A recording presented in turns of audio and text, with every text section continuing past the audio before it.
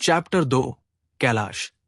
और इसी पृथ्वी के उत्तरी ध्रुव में एक नगर था जिसका नाम था कैलाश। ये पर्वतों से दूर एक समतल मैदान में बसा हुआ एक नगर था जो कि अति विकसित था। यहां कई गगनचुंबी इमारतें थी।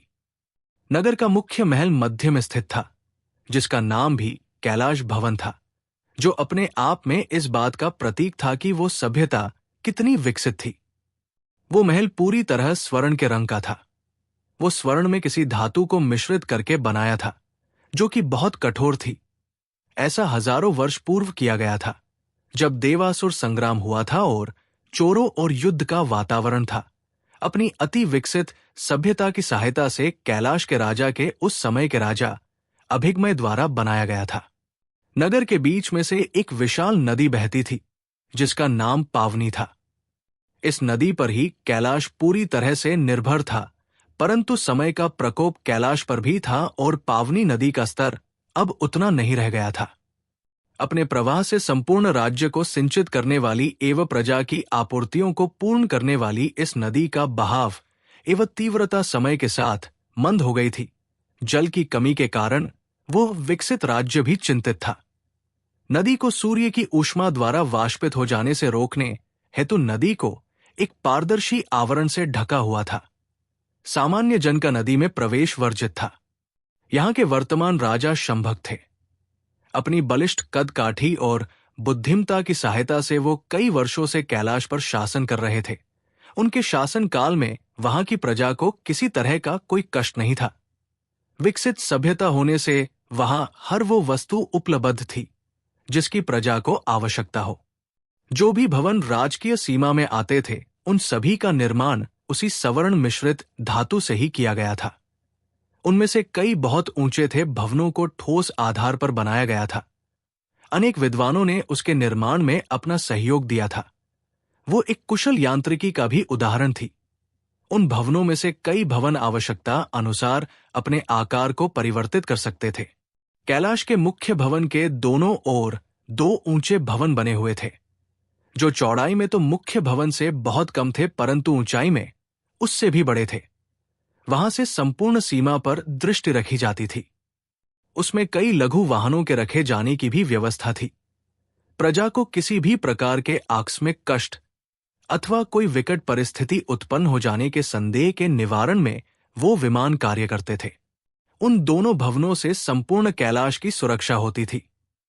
एक उत्कृष्ट नगर होने के पश्चात भी कई विद्वान कैलाश में वास्तु दोष बताते थे, परंतु ऐसे किसी दोष के कोई भी संकेत हजारों वर्षों की उस सभ्यता में कभी नहीं दिखे थे। और यदि वास्तु दोष था तो उसके निवारण हेतु पर्याप्त प्रयास किए गए थे। नदी पूरे नगर में बहती थी। कई स्थानों पर यंत्र चालित सेतु बनाए गए थे जो वहां के नागरिक को एक ओर से दूसरी ओर ले जाने का कार्य करते थे। एवं जब किसी जहाज को निकालना होता था तो वो यंत्रों की सहायता से ऊपर की ओर उठा लिए जाते थे या पूरी तरह जल में डुबा दिए जाते थे। नदी के दूसरी ओर केवल विशिष्ट लोग ही जा सकते थे, क्योंकि वो एक तरह से राजमहल का कोटा थी। वो राज महल के चारों तरह गोलाकार मार्ग में बहा करती थी। नदी के एक ओर राजकार्य से जुड़े लोग अथवा कुलीन लोग रहते थे एवं दूसरी ओर नगर की प्रजा रहती थी। नगर व्यवस्थित था। उसके मार्ग एक दूसरे को समकोण पर काटते थे। मुख्य भवन के सामने किसी भी प्रकार का निर्माण वर्जित था। कोई भी किसी प्रकार की भूमि का अधिग्रहण नहीं कर सकता था। इसके लिए कठोर दंड के विधान थे। न्यायपालिका का कार्य वहां न्याय व्यवस्था को सुचारू रूप से चलाने का होता था। वहां के लोग अधिकतर कृषि पर ही निर्भर थे। वो फलों की एवं अनाजों की खेती किया करते थे और कैलाश में फलों का एवं अनाज का ही सेवन किया जाता था। मांसाहार वर्जित था। कई प्रकार के फल वहां उगाए जाते थे और इनमें से कई फल तो अद्भुत थे। उन्हें खाकर कई मास तक भूख नहीं लगती थी। वहां की उन्नत सभ्यता ने इन्हें समय के अनुकूल बना दिया था। उन्होंने हर तरह के फलों की उन्नत किस्में तैयार कर ली थी। अनाजों की सहायता से कई प्रकार के स्वादिष्ट पकवान बनाए जाते थे। परंतु ये अकेली सभ्यता नहीं थी। पृथ्वी 2 भागों में विभक्त थी, उत्तरी और दक्षिणी। मध्य भाग पूरी तरह से जलमग्न हो चुका था, क्योंकि तापमान में वृद्धि होने से दोनों भागों में उपस्थित हिम पिघल चुकी थी, जिससे समुद्र का जल स्तर बढ़ गया था और कई द्वीप जलमग्न हो गए थे। उत्तरी भाग में ही रुद्र पर्वतमाला थी, जिसके लिए ऐसा कहा जाता था कि जब रुद्र ने पृथ्वी से पापियों का संहार किया था, तब वहां का भूमि भाग दूसरे भाग से टकरा गया और जो समुद्र उन दोनों के मध्य था, उसने एक विशाल पर्वतमाला को जन्म दे दिया था। इसी उत्तरी भाग के निचले हिस्से में कैलाश नामक नगर था, जिसकी निचली सीमा समुद्र से मिलती थी। उत्तरी और दक्षिणी भाग के मध्य में कुछ द्वीप भी थे, जिसमें देवता, नाग और गंधर्व रहा करते थे। दक्षिणी भाग पर पूर्णतया असुरों का आधिपत्य था। असुर वहां पर राज किया करते थे। असुरों ने भी अपनी सभ्यता को बहुत विकसित कर रखा था और वो एक पूरे देश की भांति था, जिसे उन्होंने पाताल नाम दिया हुआ था। इस पाताल देश में असुर अलग अलग राज्यों में रहा करते थे, जहां अलग अलग असुर राजा राज करते थे। इन सब ने अपनी स्वीकृति से त्रिजटासुर को अपना राजा घोषित कर रखा था। देवता इंद्र के राज में बहुत सुखी थे और समय को सुखपूर्वक भोग रहे थे। ऊंचे पर्वतों पर बना हुआ उनका नगर स्वर्गलोक के नाम से जाना जाता था। गंगा नामक नदी वहां की जीवन दायिनी नदी थी। कई स्थानों पर उस नदी के जल को अमृत की संज्ञा भी दी गई थी। कई प्रकार के देवता एवं देवियां स्वर्ग में थे, जहां उन्होंने पृथ्वी के निर्माण के बाद अपने लिए एक भव्य लोक का निर्माण किया था। देवलोक से बाईं ओर एक पृथ्वी के उत्तरी ध्रुव की ओर एक नगर बसा हुआ था, जिसका नाम प्रजापत नगर था। वहां के राजा प्रजापत थे। वो एक सुंदर नगर था। प्रजापत अपनी पुत्रियों के साथ उस स्थान पर एक कुशल शासक के रूप में कार्य कर रहे थे। इसके अतिरिक्त पृथ्वी पर कई छोटी छोटी सभ्यताएं थी। कई समय के साथ लुप्त हो गई थी एवं कई ने विपरीत परिस्थितियों को झेल कर भी स्वयं को बचाया हुआ था। ऐसा कहा जा सकता है कि पृथ्वी पर सब कुछ सामान्य चल रहा था, जब तक कि रुद्र महोत्सव नहीं हुआ था। वैसे तो ये सब रुद्र महोत्सव के पहले ही प्रारंभ हो गया था। उस दिन तो केवल ये आधिकारिक हो गया था कि पृथ्वी पर अनिष्ट होने वाला था, परंतु मैं तुम्हें सब प्रारंभ से बताता हूं।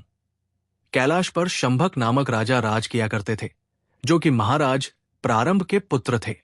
राजा शंभक बहुत ही वीर पुरुष थे। कई युद्ध जीतकर उन्होंने अपने साम्राज्य का विस्तार किया था। उन्होंने अपने पिता द्वारा मिली अपनी सभ्यता को और आगे बढ़ाया था। अपनी लंबी कद काठी और वज्र जैसे शरीर के साथ उनका वर्ण जो कि सांवला था, उनकी शोभा और भी बढ़ा देता था। उनकी घुमावदार मुछें और रौबदार आवाज थी। अपने 1000 वर्ष के कार्यकाल में उन्होंने कभी भी कैलाश पर किसी भी तरह की कोई भी आपदा नहीं आने दी थी, और पूरे कैलाश में ऐसा कोई भी नहीं था जिसे अपने राजा से किसी भी प्रकार की कोई समस्या हो। राजा शंभक का विवाह कुशल प्रदेश की राजकुमारी प्रकृति से हुआ था, जो कि अपनी सुंदरता के लिए प्रसिद्ध थी। दोनों का विवाह एक प्रेम विवाह था, जो कि कुशल प्रदेश के राजा मुष्ठिक की असहमति से हुआ था। सब कुछ सामान्य था, परंतु फिर भी एक समस्या थी जो दोनों को मन ही मन समाप्त कर रही थी, और वो ये थी कि इतने वर्षों के बाद भी राजा के कोई पुत्र नहीं था। ऐसा कोई नहीं था जो इस विशाल साम्राज्य को राजा शंभक के बाद संभाल सके। ऐसा कोई नहीं था जिसे लोग रुद्र का वंशज कह सके, रुद्र जो कि कैलाश वासियों के पूज्य थे। राजा कभी भी अपने मुख पर इस तरह का भाव नहीं आने देते थे कि उन्हें पुत्र का कोई वियोग है, परंतु फिर भी मन ही मन उन्हें यह समस्या खा रही थी। अब उनके मुख पर यह आने लगी थी। अब उनके मुख पर वो तेज नहीं रह गया था। कई वर्षों से उन्होंने किसी से युद्ध भी नहीं किया था। राजा अपने दरबार में अपने मंत्रियों के साथ साप्ताहिक चर्चा कर रहे थे। एक दिन एक ऋषि का महल में आगमन होता है। मंत्री, फलों की वार्षिक पैदावार में गिरावट तो हुई है महाराज राजा। हमें समस्या न बताइए मंत्री, हमें समस्या का निदान बताइए, क्योंकि यहां आप इसीलिए हैं। मंत्री, भूमिगत जल का स्तर कम हो गया है महाराज, एवं पावनी नदी का स्तर तेजी से घट रहा है। शीघ्र ही हमें इसका कोई उपाय करना होगा। राजा, मासिक चर्चा का इसे प्रमुख विषय बनाया जाए। विमानों के लिए जिस नए ईंधन पर शोध कार्य चल रहा है, वो निश्चित ही फलकारी होगा। शीघ्र ही हमें एक नया ईंधन प्राप्त हो जाएगा जो कि पर्यावरण के लिए लाभदायक होगा। परंतु शोध को बढ़ाने हेतु और धन की आवश्यकता है। वृद्ध मंत्री ने सभा में अपना पक्ष रखा, जो कि नगर की यांत्रिकी विभाग का प्रमुख था। यदि हमारे किसी कार्य से हम पृथ्वी को लाभ पहुंचा सकते हैं तो हमें वो निसंदेह करना चाहिए। निजी वाहनों की क्रय विक्रय पर एक कर अतिरिक्त लगाया जाएगा, जिससे इस शोध के लिए धन की व्यवस्था हो सके। महाराज ने उत्तर दिया। वो इस पक्ष पर पूर्व में ही महामंत्री से चर्चा कर चुके थे। एक और मंत्री खड़ा होता है, जिसे नगर की प्रमुख योजनाओं एवं निर्माण कार्य का मंत्री बनाया गया था। उसने महाराज को प्रणाम किया एवं आज्ञा पाकर बोलना प्रारंभ किया। विगत 10 वर्षों में भूकंपों की संख्या में वृद्धि हुई है महाराज, एवं गत माह कैलाश से 50 योजन दूर अधिक तीव्रता वाला भूकंप आया। हमारे नगर के बाहर उपस्थित कंपन को अवशोषित करने वाले यंत्रों के कारण कैलाश में इसका प्रभाव नहीं पाया गया। राजा, ये हो सकता है कि भूकंपों की संख्या में वृद्धि हुई हो, परंतु हमारी सभ्यता इस प्रकार के अनेकों भूकंपों के लिए अभ्यस्त है। यदि किसी और प्रकार की शंका हो तो बताइए। मंत्री, मैं केवल ये कहना चाहता हूं महाराज की हमें कैलाश के वास्तु दोष हेतु कार्य करने होंगे। राजा, वास्तु दोष पर कई वर्षों से चर्चा हुई है मंत्रिवर। प्रारंभ में अनेकों वास्तु दोष थे जिन्हें उचित मार्गदर्शन द्वारा समाप्त कर दिया गया है। अब केवल लघु दोष है। इसका कारण यह है कि किसी भवन को दोषमुक्त नहीं बनाया जा सकता। आप उसे 100% के निकट तक दोषमुक्त कर सकते हैं, 100% नहीं। राजा अपनी बात को संपन्न कर चुके थे, परंतु मंत्री संतुष्ट नहीं था। वो कुछ कहता इससे पूर्व ही दरबार में एक द्वारपाल का आगमन होता है। ये महाराज का निजी द्वारपाल था, जिसे केवल अति महत्वपूर्ण कार्य होने पर ही बैठक में विघ्न डालने की आज्ञा थी। उसकी उपस्थिति ही इस बात का संकेत थी कि कोई आवश्यक कार्य है। वह राजा के सामने आकार झुककर खड़ा हो जाता है। राजा हाथ से उसे कहने की आज्ञा देता है। द्वारपाल, महाराज ऋषि प्रम्यक आपसे मिलना चाहते हैं। राजा के मस्तिष्क पर उनके मन में उठे प्रश्नों का भाव आ ही जाता है और वो महामंत्री से पूछते हैं कि महामंत्री, ऋषि के यहां आने का क्या कारण हो सकता है? महामंत्री, ये केवल ऋषि बता सकते हैं राजन। उन्हें जान पाना असंभव समान कार्य है। राजा द्वारपाल से उन्हें आदर सहित अतिथि कक्ष में बैठाए एवं उन्हें जलपान कराएं। मैं तुरंत आता हूं।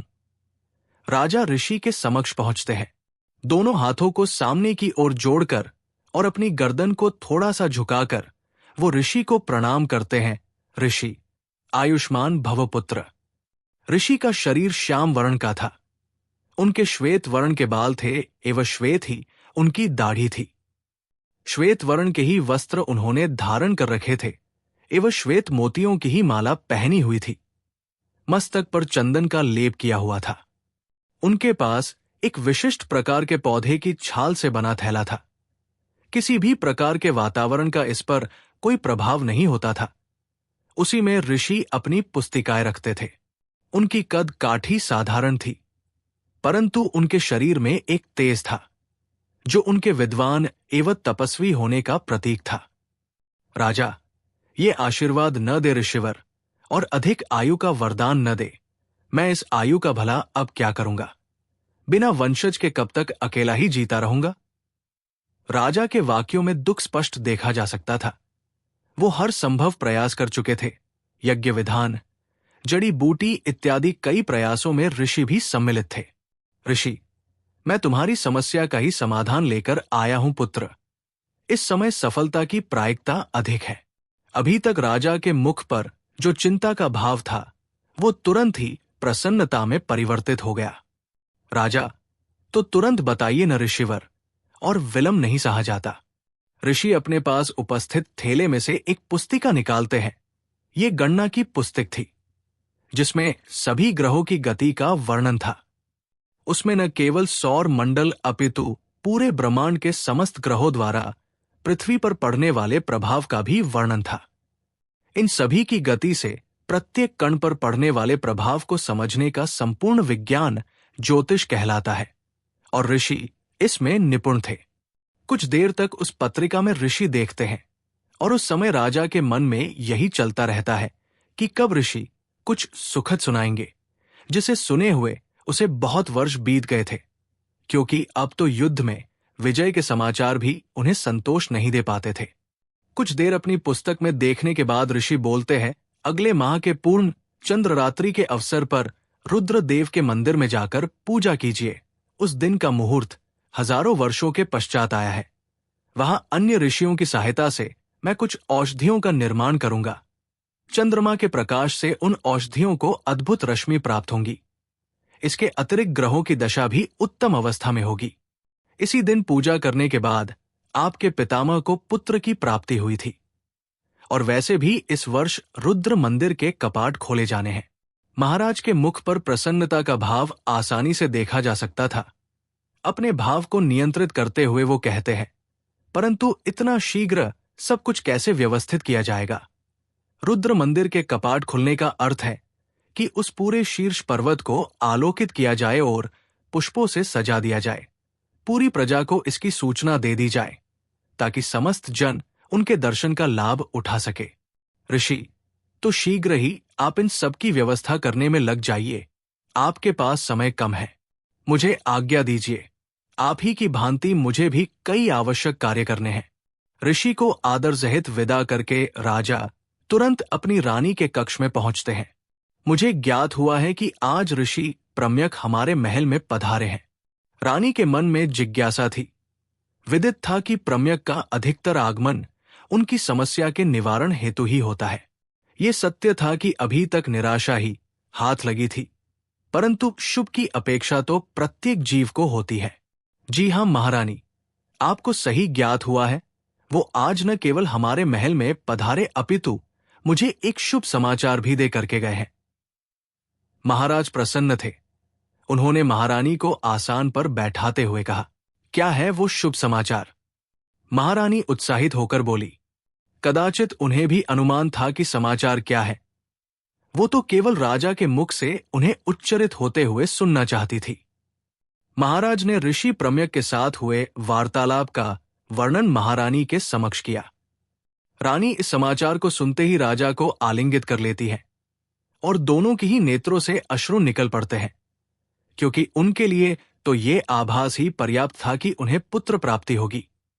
महारानी ने इस बात के कई दंश झेले थे।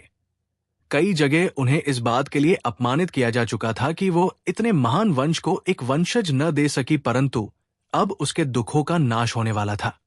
कई वर्षों से वर्षा और पुत्र का जो अकाल कैलाश में छाया हुआ था, कदाचित वो समाप्त होने वाला था।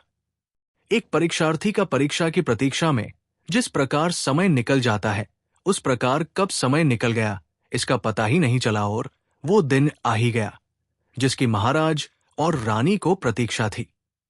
संपूर्ण पर्वत को दीपों और पुष्पों से सजा दिया गया था।